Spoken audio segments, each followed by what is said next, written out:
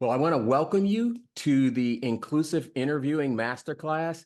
I'm Cody Horton. I've spent the last couple of decades helping companies hire an inclusive workforce. And I recently published a book called The Diversity Recruiting Blueprint. And I've got a book that's coming out on inclusive hiring.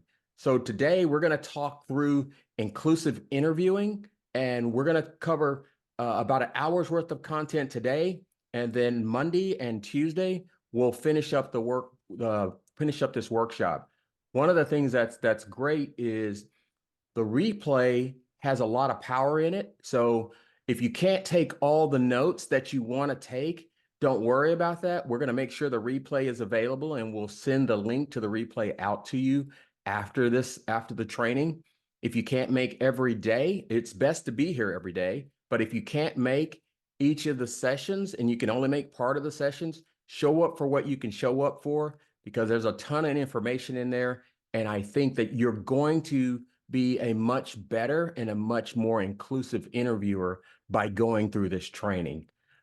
I also want to let you know that for those who make it through to the end, to the last day on Tuesday, I'm going to be providing a little surprise for you, but you got to be here to get that. You don't have to be here the whole time, but you have to be here for that.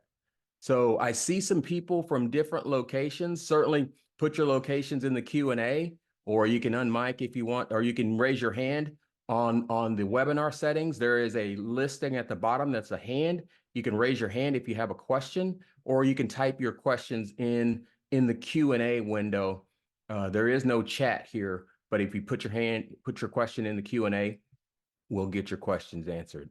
So the first thing I want to be able to talk about is, once you're done with this workshop, you should be able to conduct either an in-person interview or a virtual interview and increase your skills and increase your inclusivity for that interview. Here's a little bit about the course. In this course, we're going to cover competency-based interviewing.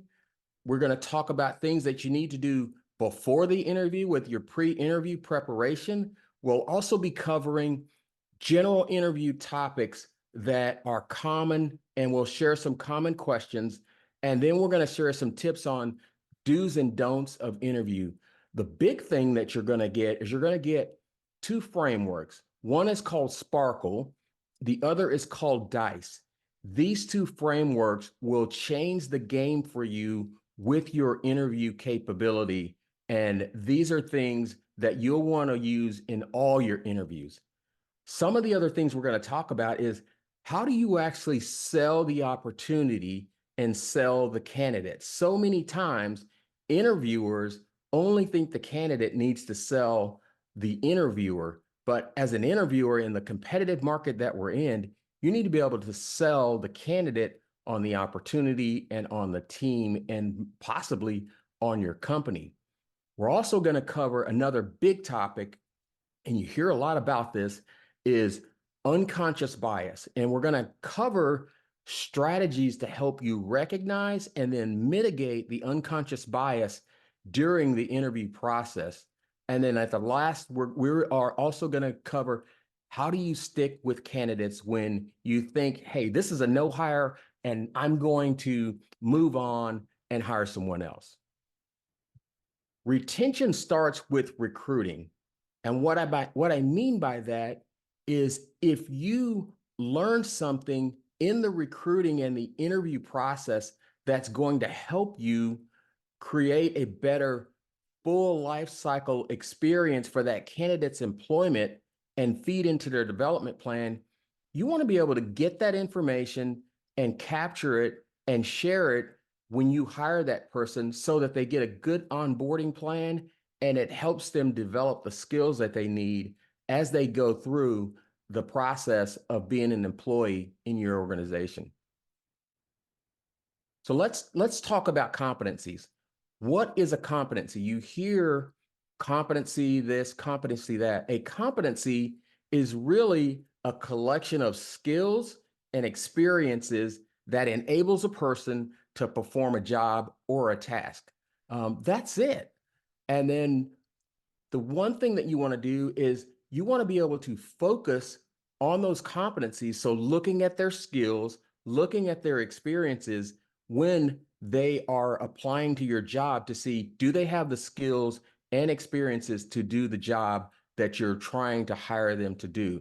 You want to be able to select the people based on those behaviors that they exhibited in accomplishing the task in prior jobs. Now, the good thing about competencies and competency-based interviewing is they're standardized. They are consistent. They provide a fair and uniform and a consistent process for every candidate that comes through your interview process. Why is that important? It's important because if a candidate sues you or sues your company for discrimination because they didn't feel like they got a fair shake in your interview, you could go back to your competency interview questions and show that, look, these are the kinds of questions that we ask every candidate that are job related. And so you're focusing on the job related information with the competencies.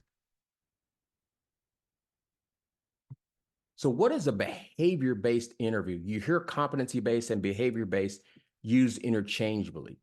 What that behavior-based interview is focusing on is it's focusing on the behaviors that the people who do that work exhibited doing the job that they were doing. So if they were in a specific situation, you could ask that behavior-based question to ask them to really get to what they did to accomplish their task. So in a behavior-based interview, you're going to see things like, tell me about a time, and we're going to go through some of these and you'll get a chance to practice these, not only here, but on your own. So I'm going to have you just take a minute and just think about some behavior-based questions that you want to ask that you may have seen in the past. And you can start putting those in the Q&A section, and I will be taking a look at those as we go through.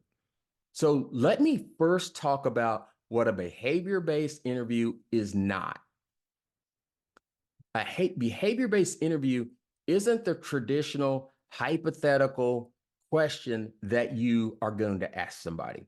For example, you might ask someone, how would you deal with an angry customer?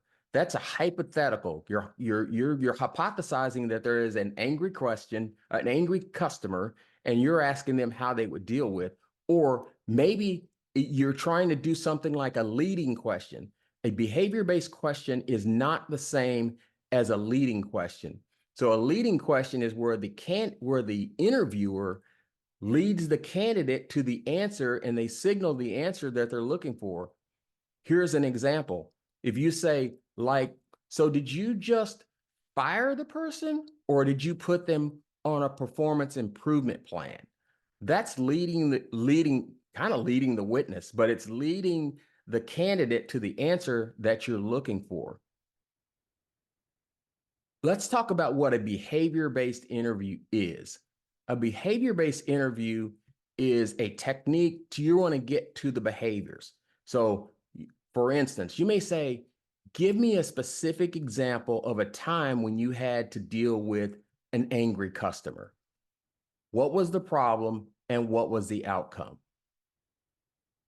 Or you might have something that says, give me an example of a time when you had a conflict while working on a team.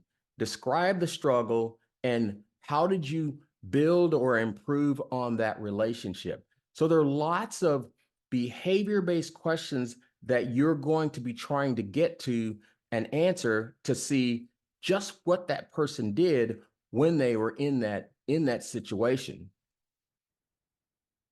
When an interview asks behavioral questions, they're not asking hypothetical questions, but they're asking questions that have to be answered based on the experiences and past work that the candidate had. They can't just make it up. I mean, I guess they could make it up if they wanted to, but normally when you ask a question in the form of, tell me about a time when you did something, that person is going to relate to something that they did previously.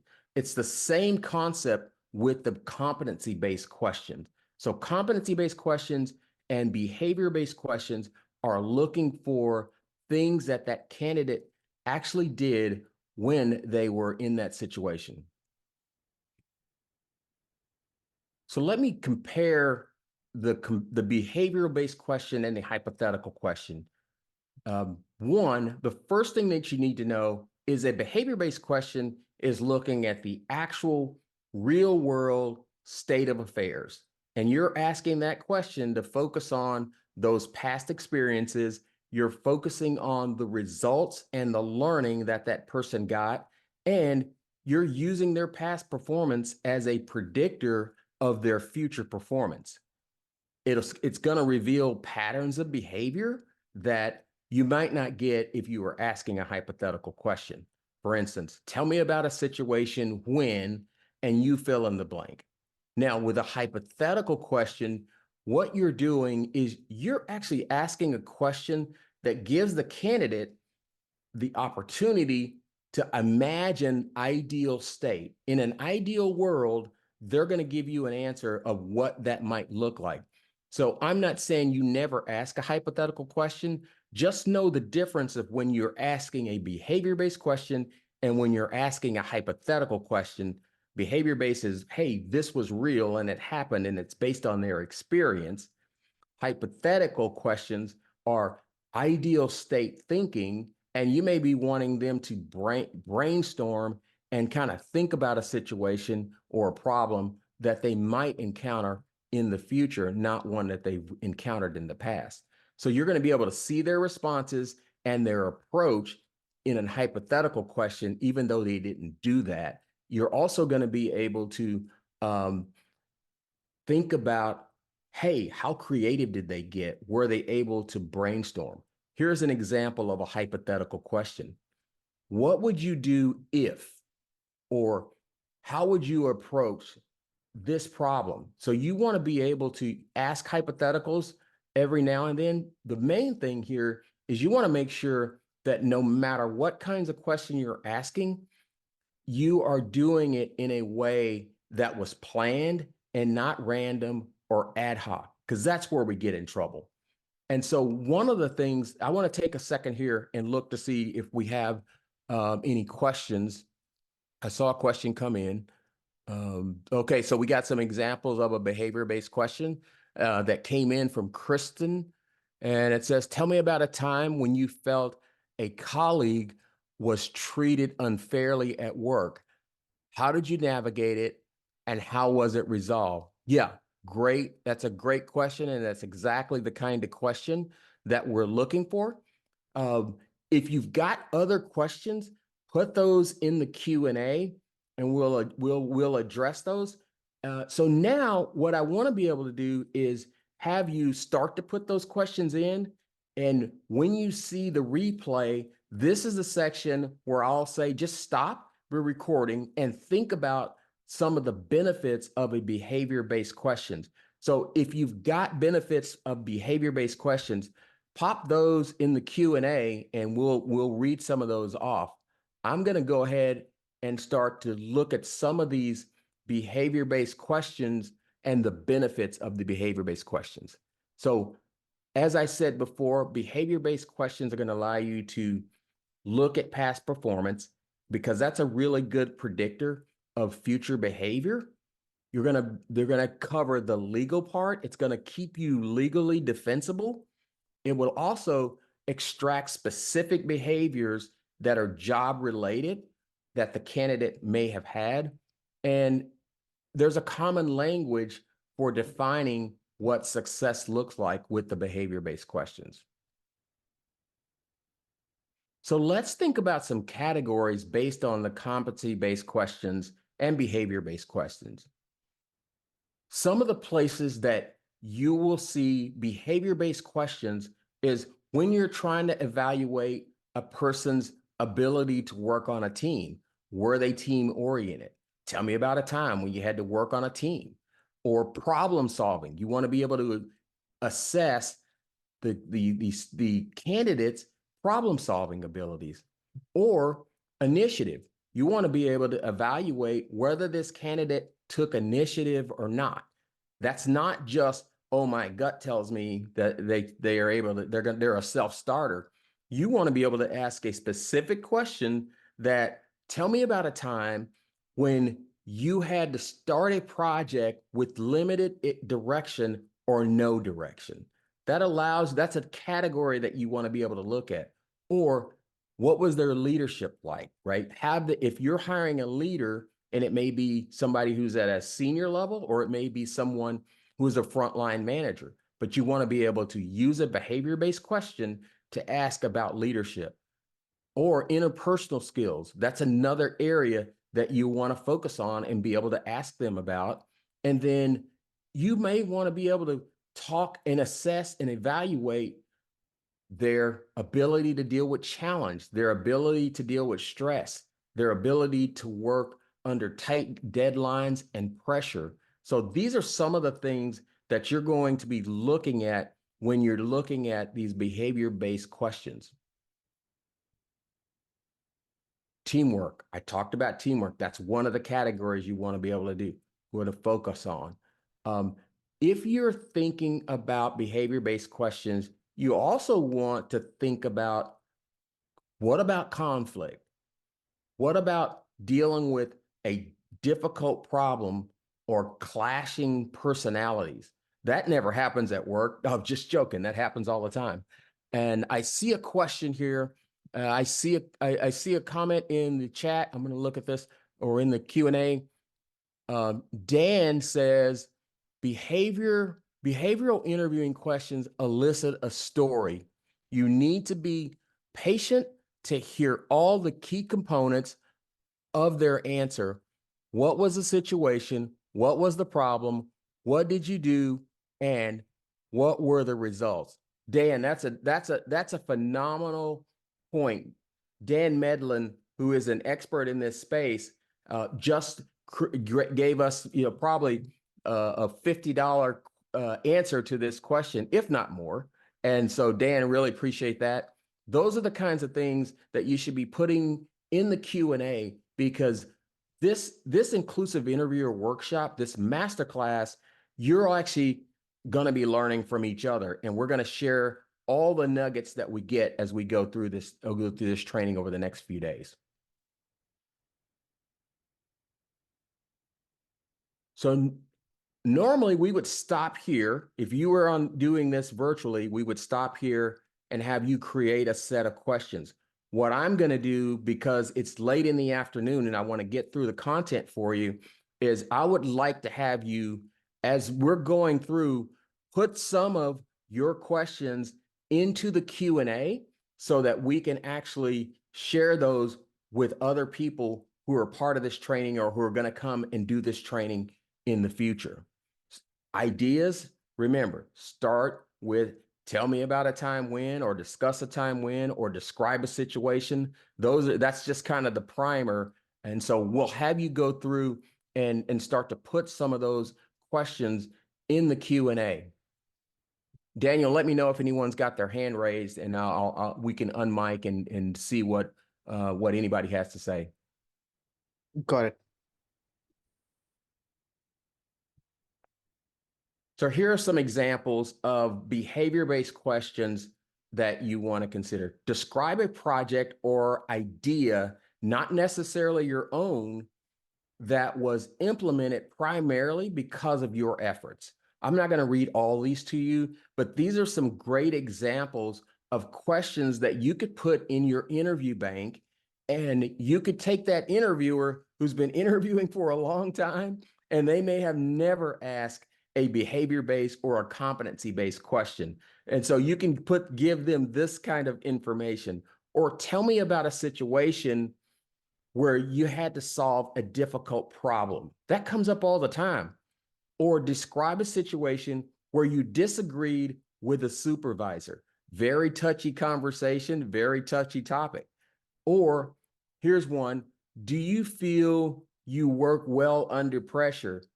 If so, describe a time when you've done so. So this is a tricky one. So this is a dual question. I want to see in the chat box from someone, What is specifically about this question that makes it interesting, other than the fact that it's 2 questions? So Dan's putting in some great information. We're going to copy some of Dan's information out of the Q&A, but I really want to read this one to you. Behavioral interviewing questions give you a much better format to probe for more details.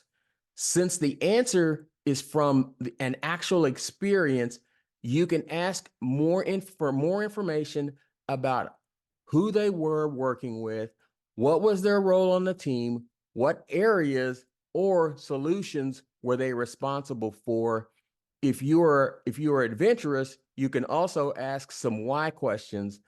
Why did you choose that solution? What alternatives did you consider? That's a great answer, Dan, and it's really amazing. Dan, we should have unmiked you and let you respond to that, make that point.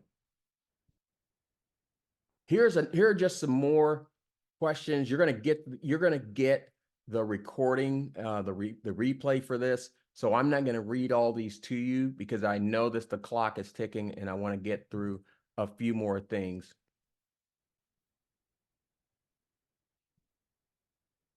But with these questions, we're trying to get a feel for the candidate and how they would respond to certain situations. Do the behaviors in their responses align with what you're looking for in team members? So you want to think about what you're actually looking for. What do you want? What do you want to get out of this interview? And what should that candidate be able to describe and be able to do and be able to accomplish when they come into the job? Which leads me to the next section on what we want to cover here. But I want to pause here before I move on and see if anyone has their hand up or if we've got anything that we need to unmic someone for. I don't know that I don't see any hands, so I'm going to go ahead and move forward.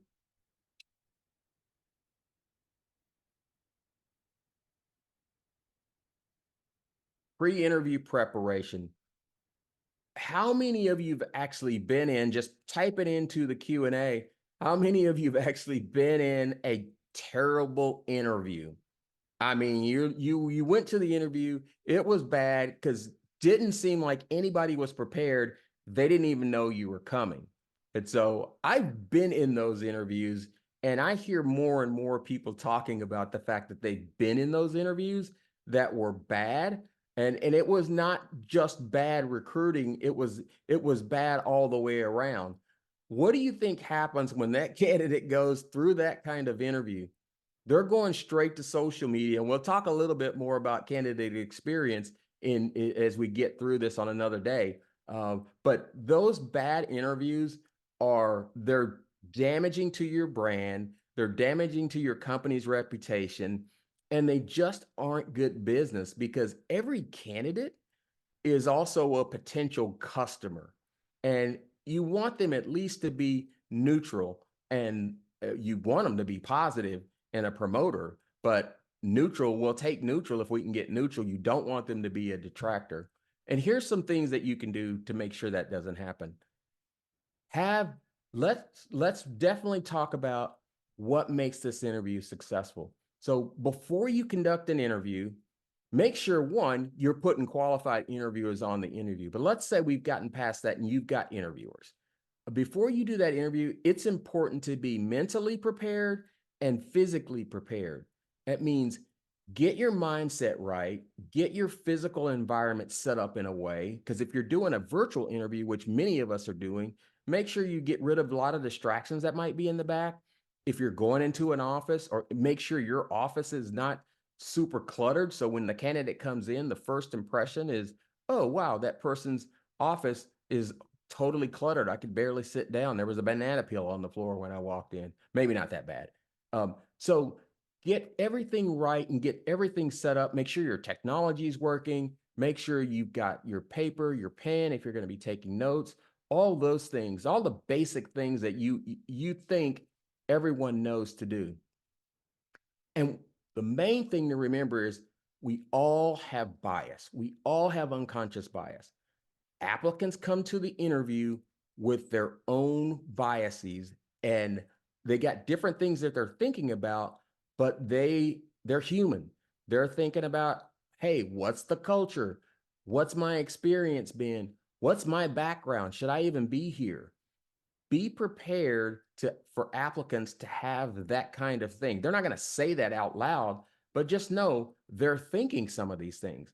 And so make sure that you're aware of that and check your own bias and be prepared. And then the other thing is to evaluate all the candidates based on clearly defined job requirements, competencies and skills, and values that you want to see in your company. Take the time to prepare for that interview. Read the job description. I don't know how many times I've seen people say, oh, I didn't have time to read the job description. Can you give me the high level on what this job is about? Well, that's not the way to do an interview, but it happens way more often than it should. And make sure, as if you're the hiring manager, you want to be able to make sure people know what you're looking for in that job, at least the job description level. But there may be other things you're looking for that aren't clearly defined in the job description. So make sure that gets highlighted and make sure people understand. You want to make sure that every interview understands what is expected from this candidate when they go through and they interview that candidate, so that they can get the most out of their background and not get tripped up on asking things that they thought were important for the job. So the preparation is going to help you as you are getting ready for your interview. Preparation is also going to make sure you're able to ask those relevant probing questions. As Dan had pointed out earlier, you can probe candidates if you are asking questions in a structured way, either with a behavior or a competency-based interview. Develop that list of job-related interview questions.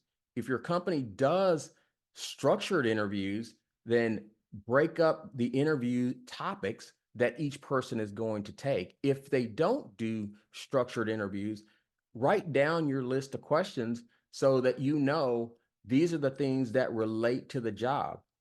And by all means, leave enough time so you don't rush the interview. Rushing an interview is probably one of the toughest things that's going to make it hard for you to remember later what you talked about. Because if you rush the interview, probably means you've got something scheduled right after, and so you're going to run away and do it. And the more time that passes before you sit down and write your interview notes, the worse. So take the time, avoid overscheduling, leave buffer time before and after the interview.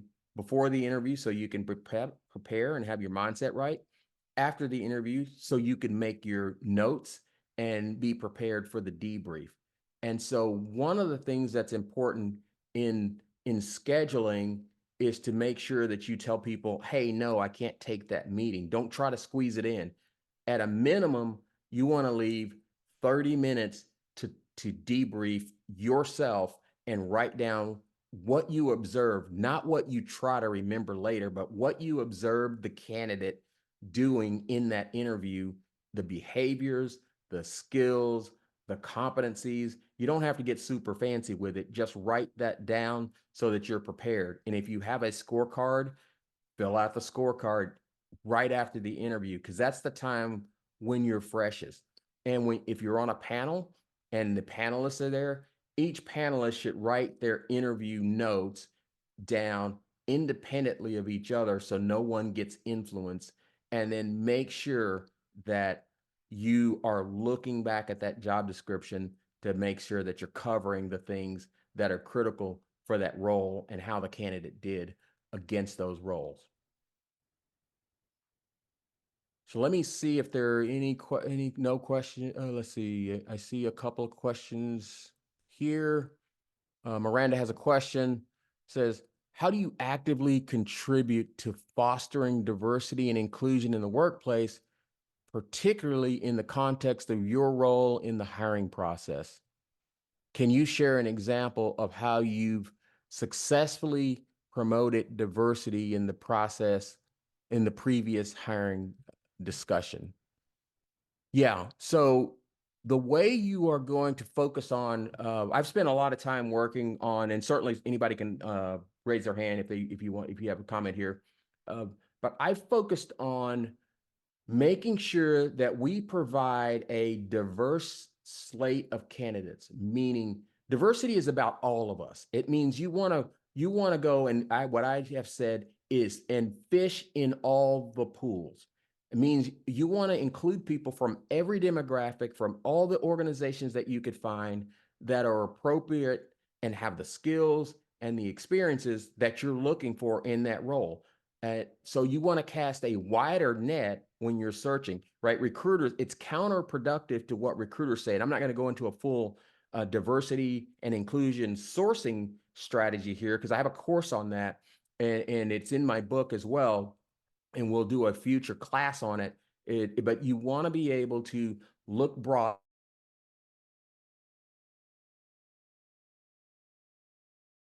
that you're looking for. Now, when you get to the interview, conducting an inclusive interview is the best thing that you could do, because every candidate that comes through the door, if that's, and we're going to talk a little bit more, we're going to talk about a little bit about unconscious bias, but the candidates that come through the door, they're going to look a certain way, they're going to sound a certain way, and they're going to have an accent, or they're going to have something different about them. Maybe they rolled in a wheelchair. Anything could happen. You want to make sure that you're being inclusive and inviting to every candidate that comes through. That's the key to diversity. Diversity is about including everyone, being inclusive, and then mitigating your bias when you're in the interview process. Because when we talk about bias, we're going to talk about how it causes you to want to get to safety. Well, when you see someone or you find a candidate who's not like you, your brain immediately tags not like me, and there's going to be some behaviors that you have. So let me look at this question again. Can you share an example how you successfully promoted diversity in previous hiring decisions? Yeah, the way I've promoted diversity is I have presented a diverse slate of candidates from lots of different places in the technology space, lots of different organizations, lots of different demographics and geographies in all the places, lots of different schools. So I didn't rule somebody out because of a particular school they went to. And then I made sure everyone had all the information so they had a fair process. And the big thing that I did is I worked with the hiring manager to make sure that we understood what the must-haves were for the job. Because if you bring candidates in and they don't have 15 years of experience doing something, here's a perfect example. If you are hiring a software developer and the job requirement says they need to know one language, and then you get candidates in who've been in the space for a long time because they've been doing the work for a long time, and they know 4 or 5 different computer programming languages, that candidate is going to look really attractive to the hiring manager. So it's important to upfront make sure that you level set with the hiring manager. These are the things that are most important for this job. These are the must-haves. A must-have is a one coding language, whatever that language is, and that's the must-have. And then you want to work with the hiring manager to also make sure that they let all the other interviewers know that, so that the interviewers don't go overboard and say, well, they start to compare candidate to candidate, and then you got all these candidates that have one coding language because they're early in their career or they're mid-career. And then you've got super experienced candidates that have way more coding languages, and those nice to haves are being prioritized over the must have. So that's how a lot of the diversity gets kind of filtered out during the interview process, even if you have a start with a diverse slate. So let me look at another one. Tuba said, how do you ensure that your hiring decisions are free from bias? I'm going to cover bias later, but the big thing is I'll say this really quick.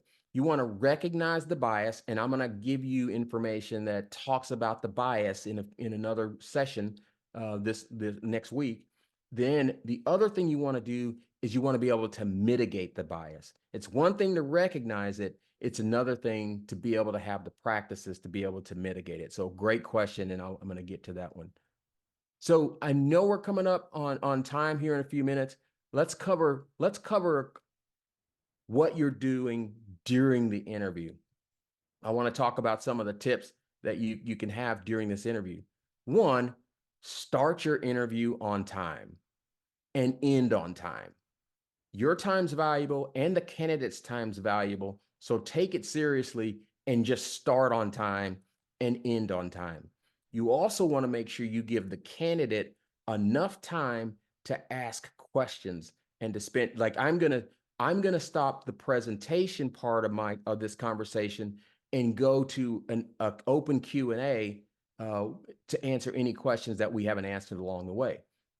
You also want to be able to build rapport with the candidate, put them at ease, make them comfortable, but don't make them too comfortable. What you don't want to do is get into too much personal talk, too much chatter. Keep it professional and keep it job related.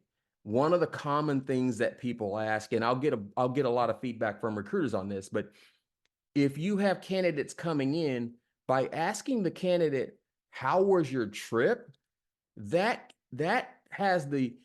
like the doorway into a conversation around, well, where are you from, and all those things. And so you get into the potential of bias, right? So those are some of the things that you want to be aware of. That's a very subtle one, and it's good practice in a social setting to say, "How was your trip?"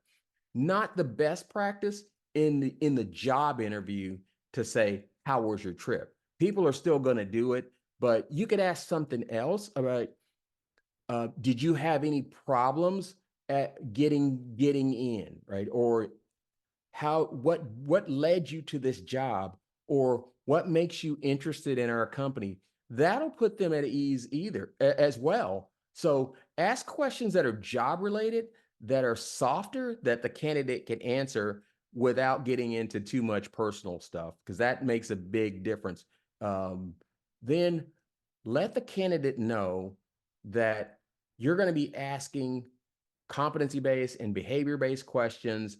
And, sometimes candidates hate those questions. I got a friend who can't stand behavior-based questions because he just wants to talk about everything, but not specifically go through the behavior questions because he thinks it's too cookie cutter.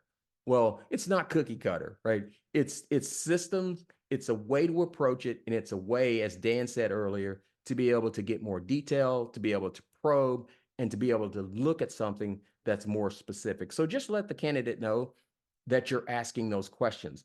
And hopefully your recruiter in the pre-interview phase has already let the candidate know what the interviews are going to be like, and that there will be behavior-based questions. So the candidate should prepare to have responses to a behavior-based type of question. So I'm going to see, I don't see any questions, so I'm going to keep going.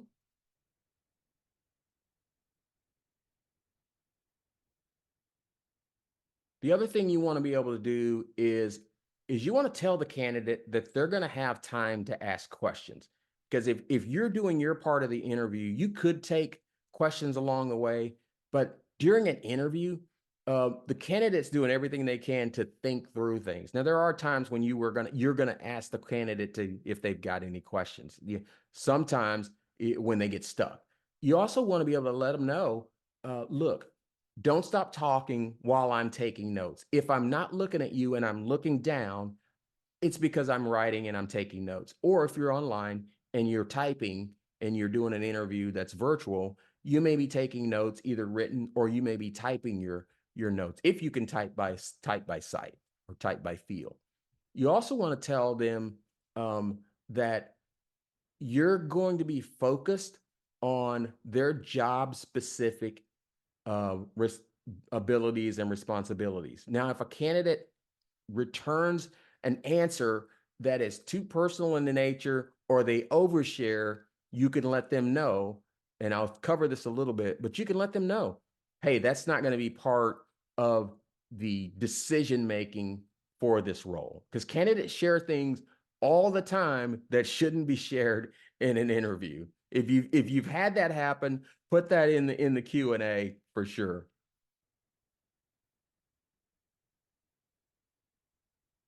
So what happens when someone comes from a culture where it's not polite to talk about yourself?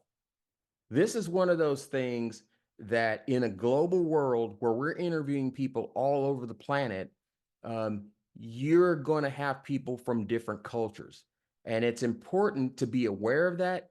And there are tools that you can use to study, the countries that you're interviewing for, like GlobeSmart and some other tools. And I'll make sure I have a list of these tools that you can use to understand the culture so you could adjust your interview approach. The biggest thing is to know, hey, this job, we're interviewing people who can be remote, who can be anywhere on the planet. That's a common occurrence now. You want to make sure that you have an established interview plan. So you know who's doing what, where you're interviewing people, and what you need to consider when you're doing those interviews. You also want to be able to include, where you can, a diverse slate of interviews. And I said diversity is about all of us. Diversity is every demographic, every ability, every orientation. It's everyone. You may not have a workforce that is a certain, we always focus on race and gender and diversity, but it's more than that. It's about all of us because we're all humans. And so it's about all the humans. It's about the way people think. It's all those things that come into play. So make sure you're including that diverse set of interviewers in your interview process. And be consistent with all the applicants. Don't treat certain candidates better than you treat other candidates. Now, a lot of times this will happen unknowingly because of the unconscious bias, and we'll look at this and look at ways to mitigate that. And then make sure you're asking candidates all the same questions. I don't mean in a cookie cutter way, but make sure if you're assessing them, you should be assessing them against the job related requirements, which will lead you to ask them questions that are job related in the same categories. So make sure that you're doing that with the candidates, and then always have the debrief. And during the debrief, you want to make sure that you're doing some specific things. And I'll talk a little bit more about the debrief, but always have a debrief, whether it's through email or whether it's a conversation or whatever system you have to debrief against the candidate skills versus the job, not the candidate against the candidate. You don't want to debrief and compare candidates to other candidates. And that's a pretty common practice.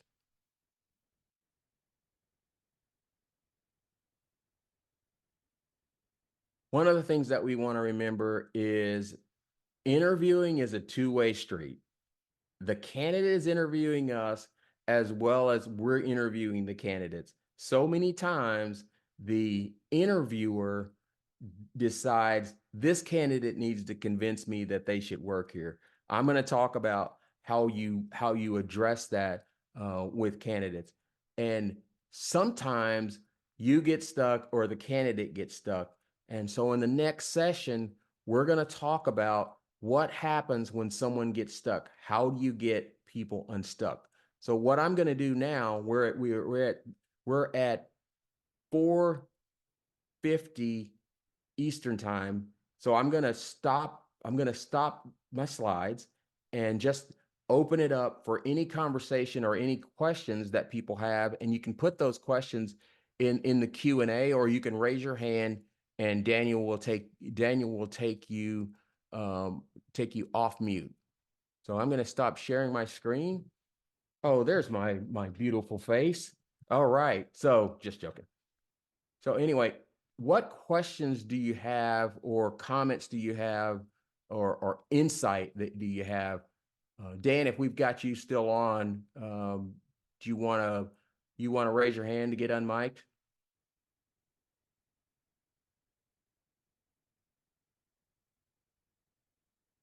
Dan's got his hand up. So Daniel, can you bring Dan I Medlin think on? I'm in, Cody. Hey, Dan. All right. Yeah. Hey. Hey, thank you so much for having me here, Cody. I did add an additional comment. I think it's publicly available, or maybe you have to like it to let everybody see it. But we were talking about getting a diverse slate of candidates, and I wanted to emphasize, especially for the talent acquisition managers that are on this call, that getting a diverse slate of candidates starts early. You can't wait until you've got 100 applicants in the job. You've got to take a look at your job posting. You've got to kind of go through there and scrub that job posting. If you've got what we used to call a kitchen sink list of requirements that are going to start excluding a lot of candidates, then you've got to sit down with your hiring managers and really go through there and boil it down to your must-haves. And then one of the techniques I've seen a lot of companies do lately is they'll specifically say in the job posting, we really want you to apply if you meet our these must-have requirements. So just because you may see more content in this job description, that doesn't mean we don't want to look at you. We want to know you. We want you to apply. And so it's kind of being inviting in that early sense in that job application. But the other thing, Cody, is that you've got your recruiters going out starting to source for candidates.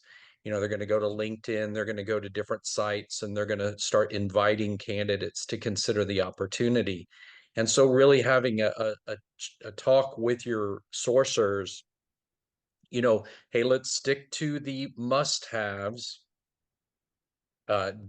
Just because you're going to get, maybe you'll write a Boolean string that gets 200 hits on LinkedIn, and you think, oh man, I can't look at 200 profiles. I just don't have time to do that.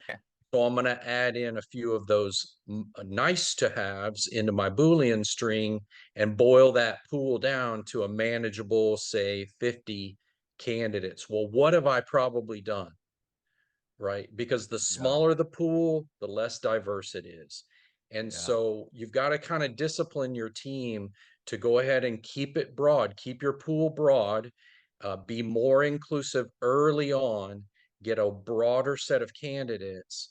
And it's not to say that we don't want the best person in the job, but those search strings will start to eliminate candidates that you could have considered and maybe really should have. Maybe that more diverse candidate who didn't have one of the 20th list of technical skills is a much better communicator, is a much better team member, is a much better culture match to our organization. So that was my point about getting a diverse slate of candidates. yeah. No, I really appreciate you sharing that, Dan, and it's amazing. You're going to have you in here for one of the other master classes that's coming up around diversity sourcing. So for sure, thank you for unmiking and sharing that. And so I see another. Okay, Daniel.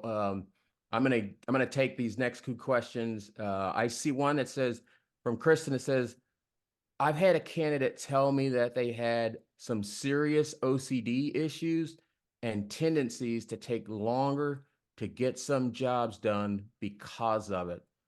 That's Kristen, that's exactly the thing that I was talking about is candidates share information that it has nothing to do with them getting the job. And as an interviewer, you want to let them know, you want to be able to say that, hey, I know I appreciate you sharing that. That doesn't have anything to do with us making a decision for the qualifications of this job. If you are looking at any kind of accommodation or anything like that, talk with your recruiter and the HR team about that. And so you want to be able to make sure the candidate knows that, look, that doesn't have anything to do with the job, and that kind of information won't be considered as we're making the decision against the requirements for the job. So it's a great point. And then I see a question from Jeff. Jeff says, or maybe it's a statement. Jeff says, you said it's common practice to compare to other candidates. How do you retrain your team to stop that behavior? Well, when I figure that out, Jeff, I'm just gonna make some amazing money on it. The way you do it is you have to just be consistent about making sure everyone knows we're evaluating these candidates against the requirements for the job. Each candidate is going to be evaluated against the requirements of the job. And you just ask them the question when someone is debriefing and they're talking about a candidate and they say, candidate A was much better than candidate B. And you can ask them, why was that? Yeah, because you're already going there, but they were going to tell you, oh, because they had this and they had this and they had this and the other candidate didn't. And you're like, are those requirements of the job? And they're going to go, no, oh, those are nice to haves. Those aren't even on the list of nice to haves. So you can kind of mitigate that by doing what I talked about up front and having the hiring manager say, here's the job description. These are the must-haves for the job. These are nice to haves, but we're considering the must-haves for the job.